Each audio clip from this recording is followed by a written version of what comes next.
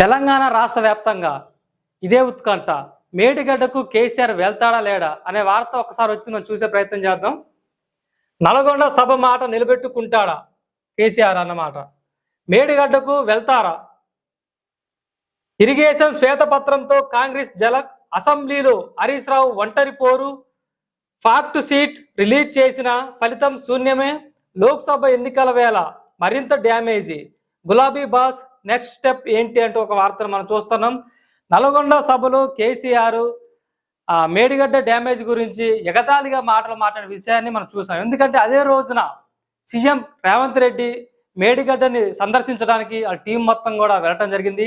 నల్గొండ సభలో కేసీఆర్ మేడిగడ్డ బొందలగడ్డ అన్నట్టు మాట్లాడటం జరిగింది. మరి ఆయన కట్టినటువంటి మేడిగడ్డ ప్రాజెక్టే కదా, కాళేశ్వరం కట్టింది ఆయనే కదా, ఆయన హయాంలో కట్టించారు కదా, మరి ఆయనే పెద్ద ఇంజనీర్ కదా దాంట్లో. అలాంటి ప్రాజెక్టు ఈ మేడిగడ్డలో ఒకసారి చూసుకున్నట్టయితే మేడిగడ్డ ఈ డ్యాంలో ఉన్నటువంటి పిల్లర్లు కూడా పగుళ్ళు చూసాం. ఒకసారి ఇది చూడండి మీరు. ఈయన పెద్ద ఇంజనీర్ కేసీఆర్. అసలు ఇప్పుడు దాని దగ్గరికి పోవాలా వద్దని చెప్పి కేసీఆర్ భయపడిపోతాడు ముందు. ఎందుకంటే ఆయన హయాంలో కట్టారు, అది చాలా అవకతవకలు ఉన్నాయి, అవన్నీ ఆయనకు తెలుసు. ఇది ఎక్కడ బయటపడతాయి అని చెప్పి ఈయన అడావుడిగా నల్గొండ సభ పెట్టడం జరిగింది.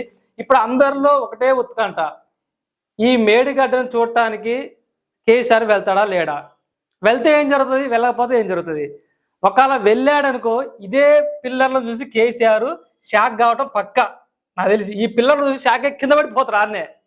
మరి నేను కట్టిందేనా ఇది, ఈ మెగా కృష్ణారెడ్డి కట్టిందేనా, ఇంత నాణ్యత లోపం తెల్ల కట్టాడు కేసీఆర్ షాక్ కింద పడిపోతారు ఆన్నే. ఏది ఈ పిల్లర్లను చూసి. అంటే దీంట్లో ఎన్ని లక్షల కుంభకోణం జరిగిందో స్పష్టంగా మనకు కనబడుతుంది.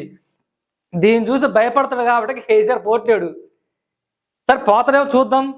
నల్గొండ సభలో చెప్పాడు కదా, మా టీం మొత్తం ఎమ్మెల్యేని తీసుకొని పోతా అంటాడు కదా మేడిగడ్డకి.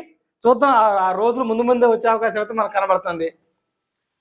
ఇది ఈ విధంగా అయితే మనం చూసుకోవచ్చు. అయితే ఇప్పుడు లోక్సభ ఎన్నికలు సమీపిస్తున్న నేపథ్యంలో కేసీఆర్ అయితే పోయే అవకాశం మనకు స్పష్టంగా కనబడుతుంది వాస్తవంగా. ఎందుకంటే ఇప్పుడు లోక్సభ ఎలక్షన్స్ వస్తున్నాయి కాబట్టి ఓట్ల కోసం పోవాలి. ఎందుకంటే నల్గొండ సభలో ఆయన హామీ ఇచ్చాడు, మా టీం మొత్తం పోతామని.